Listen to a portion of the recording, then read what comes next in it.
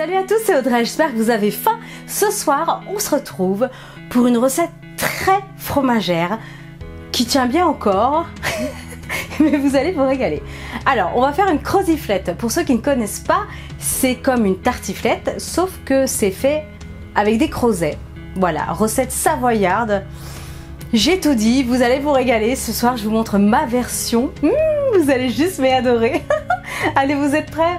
Toutes les étapes en vidéo, c'est parti. Pour cette recette, on aura besoin de crozets. Ce sont des crozets au sarrasin. Donc là, j'ai 200 grammes. Ici, 150 grammes de lardons. Un demi-reblochon, un bon reblochon AOP fermier si vous trouvez, une gousse d'ail, un oignon. Et ici, j'ai 20 centilitres de crème fraîche épaisse. Allez, c'est parti pour cette recette.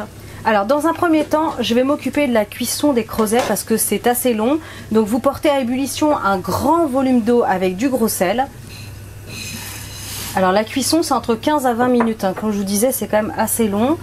Donc c'est comme pour les pâtes, le riz, c'est exactement la même chose. On va bien mélanger. Je vais attendre que l'ébullition apparaisse de nouveau. Et après je ferai cuire sur un petit feu à frémissement 15-20 minutes en surveillant bien. Pendant que les crozets sont en train de cuire, je vais m'occuper de l'oignon et de l'ail. Donc je vais retirer les deux extrémités. Je coupe en deux. On va retirer la première pellicule et après je vais venir le tailler en petits dés. Alors je le coupe en deux et là il y a un germe vert. Pensez à le retirer parce que je vous le dis à chaque fois, mais c'est la partie un peu indigeste de l'ail. Donc bon, autant l'enlever.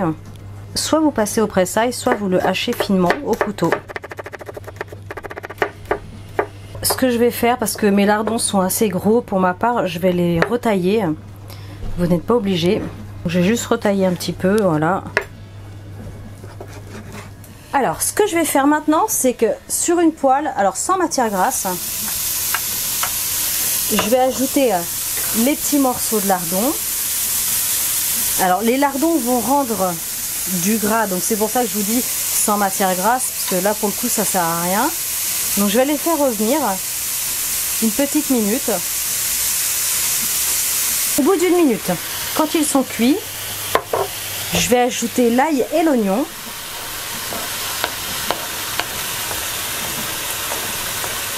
Et je vais faire dorer le tout 2 petites minutes.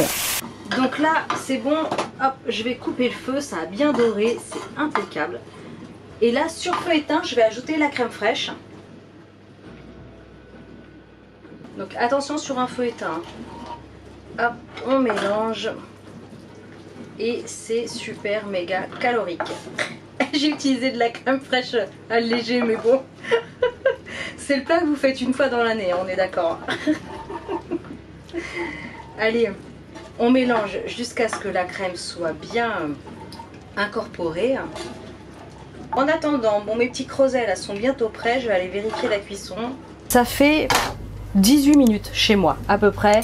Et là c'est impeccable. Vous avez vu, ça a bien gonflé. Faut juste quand même goûter pour savoir si c'est bien tendre. Donc je vais couper le feu, je vais jeter l'eau, on la garde pas. Et je vais égoutter les pâtes. J'ai égoutté les crozets. Donc maintenant je vais ajouter tout de suite ma sauce. Comme ça on va bien mélanger le tout.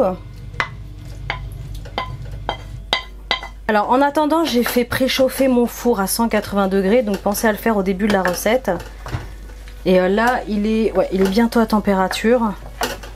On va ajouter le fromage ensuite dessus, je vais vous montrer. Ça va partir au four. On place la préparation dans un plat qui va au four. Allez, ensuite, j'ai juste coupé en fait dans l'épaisseur le reblochon. Et je vais le placer sur le dessus. Et ça part au four. À 180 degrés, je vais le mettre à mi-hauteur et ça va passer 20 bonnes minutes au four. Il faut que le fromage soit bien fondu. Oh, ça sent bon, hein. Ça sent bon à la maison.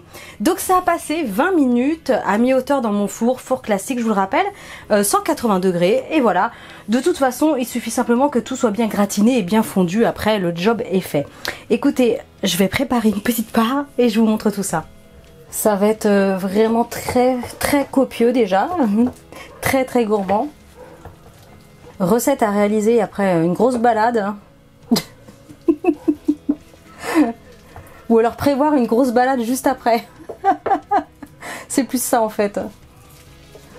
Oh là là là là, regardez-moi ça. Écoutez, on est bon. Allez, c'est pas le tout, mais dégustation. Oh là là là là, ces petits morceaux de lardon là. Regardez.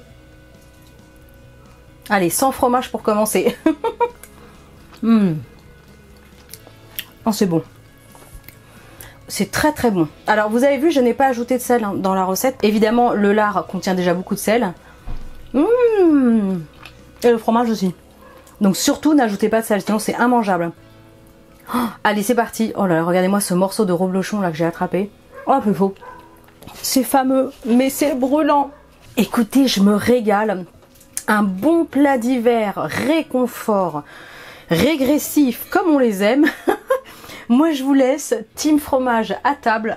C'est fameux. Quand vous faites mes recettes, n'oubliez pas de faire une photo. Vous me l'envoyez en story sur Facebook, sur Instagram, comme ça moi je peux les remettre dans ma story. Et ça me fait super plaisir de voir toutes vos réalisations. Likez, partagez, commentez, abonnez-vous à ma chaîne si ce n'est pas encore fait. Et moi je vous dis à très bientôt pour des recettes super méga gourmandes. Ciao!